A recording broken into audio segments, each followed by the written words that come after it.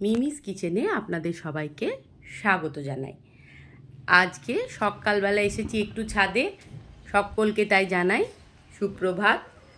ছাদের থেকে ভিডিওটা শুরু করেছি। আজকে রান্না তো করবই, রান্নার রেসিপি তো আমি শেয়ার করবই। একটু হাঁটতে এসেছিলাম সকালে, তাই আপনাদের সাথে একটু রোজ দিনকার মতন ভিডিওটা একটু ভাগ করে নিলাম।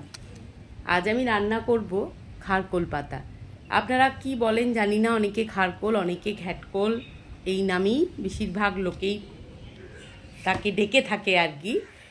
তো আজকে আমি সেই রেসিপিটাই করব চিংড়ি মাছের মাথাগুলো দিয়ে। অনেক সময় আমরা বাজার থেকে দেবেন মাথাগুলো ফেলে দিই, তো এইভাবে যদি করা যায় না, খুব খেতে ভালো লাগে। চলুন, এই দেখুন বাজার থেকে আমি ঘাটকোল পাতা বা খারকোল পাতা নিয়ে এসেছি। এবার পাতাগুলোকে কেটে ধুয়ে নিয়েছি, আর নিয়েছি গোলমরিচ, কালো জিরে, চিংড়ি মাছের মাথাটাকে নুন হলুদ মাখিয়ে রেখেছি, আর নিয়েছি শুকনো লঙ্কা, মানে পাকা লঙ্কা, আর অনেকটা রসুন। প্রথমেই আমি কড়াই বসিয়ে দিয়েছি। এবার কড়াইয়ের মধ্যে শুকনো খোলায় কালো জিরে আর গোলমরিচটাকে আমি নেড়ে নেবো। একটু নেড়ে নিয়ে এটাকে আমি গুঁড়ো করে রেখে দেব। এবার যথারীতি কড়াইয়ের মধ্যে দিয়ে দিলাম সর্ষের তেল। এবার নুন হলুদ মাখিয়ে রাখা চিংড়ি মাছের মাথাগুলো ওর মধ্যে দিয়ে দিয়েছি। এবার ভালো করে এটাকে তেলের মধ্যে আমি ভেজে নেব। চিংড়ি মাছ এমনই একটা, যে কোনো রান্নায় দিলেই স্বাদ দ্বিগুণ হয়। আর খারকোল পাতা তো এমনিই খেতে খুব টেস্টি, আর চিংড়ি মাছের মাথাটা দেওয়াতে আরও স্বাদ বেড়ে গেছে। এরপর দিয়ে দিয়েছি পাতাটা, এরপর ওপর থেকে অল্প পরিমাণে একটু নুন আমি দিয়ে দিয়েছি। এবার ভালো করে একটু নাড়াচাড়া করে নিচ্ছি। জলটা পুরো শুকিয়ে যাবে যখন, তখন এটাকে আমি নামিয়ে নেব, ঠান্ডা হতে দেব, কারণ এটাকে গ্রাইন্ডারের মধ্যে পেস্ট করব। তাই ঠান্ডা না হওয়া অবধি তো আর গরমটা দেওয়া যাবে না গ্রাইন্ডারের মধ্যে। এবার আমি শাকটা নামিয়ে নেব। আবার কড়াইটা ধুয়ে আবার কড়াইটা বসিয়ে দিলাম। এরপর আবারও অল্প একটু তেল দিয়ে দিয়েছি।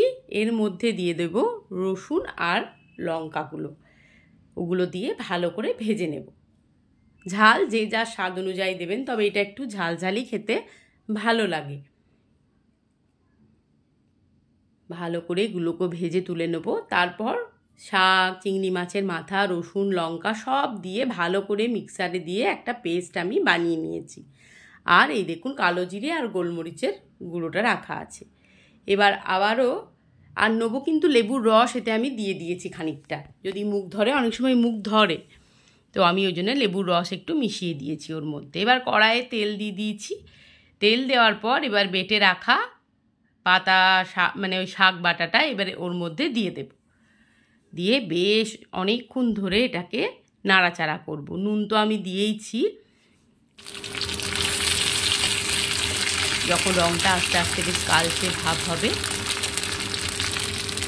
তখন বুঝতে হবে যে এটা প্রায় হয়ে এসছে। অল্প পরিমাণে একটু মিষ্টি আমি দিয়ে দিলাম, যে স্বাদের ব্যালেন্সটা যাতে ঠিকঠাক থাকে, এর জন্যেই, আর কিছু না। এবার ভালো করে শুকনো করে এটাকে নেড়ে নেব।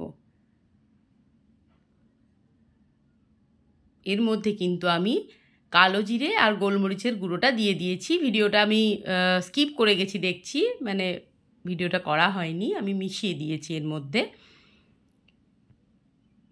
দেখুন আস্তে আস্তে রঙটাও পাল্টে গেছে। ব্যাস তৈরি হয়ে গেছে আমার চিংড়ি মাছের মাথা দিয়ে খারকোল পাতা বা ঘ্যাটকোল পাতা বাটা। ভিডিওটি যদি ভালো লাগে তাহলে লাইক, কমেন্ট, শেয়ার, সাবস্ক্রাইব করে আমার পাশে আপনারা এভাবেই থাকবেন। ভালো থাকবেন, সুস্থ থাকবেন।